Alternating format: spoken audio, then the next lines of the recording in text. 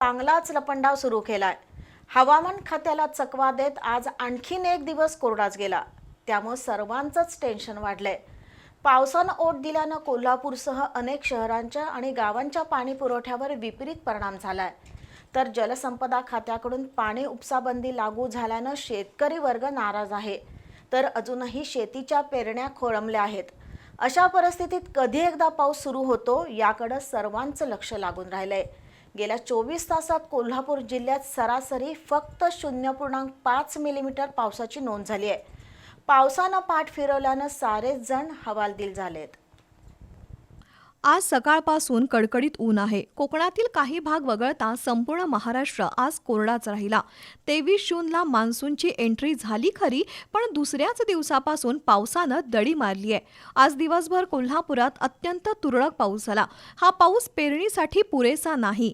एकीकडे कोल्हापूरसह राज्याच्या अनेक भागात पिण्याच्या पाण्याची टंचाई निर्माण झाली आहे। अनेक शहरांमध्ये एक दिवसाआड पाणी पुरवठा होतोय, तर त्याच वेळी धरणातील पाणीसाठा कमी झाल्यानं जलसंपदा खात्यानं अनेक नद्यांमधून शेतीसाठी पाणी उपसा करण्यास बंदी घातली आहे।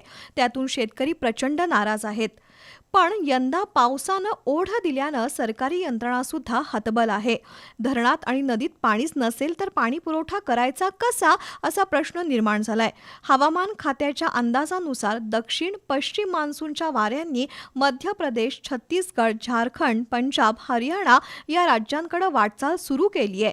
पण महाराष्ट्रात अजूनही मान्सूननं आपला प्रभाव दाखवलेला नाही। गेल्या 24 तासात कोल्हापूर जिल्ह्यात केवळ 0.5 मिलीमीटर पावसाची नोंद झाली आहे। जून महिना संपण्यास केवळ 4 दिवस बाकी आहेत, पण अजूनही दमदार पावसाची सुरुवात नाही।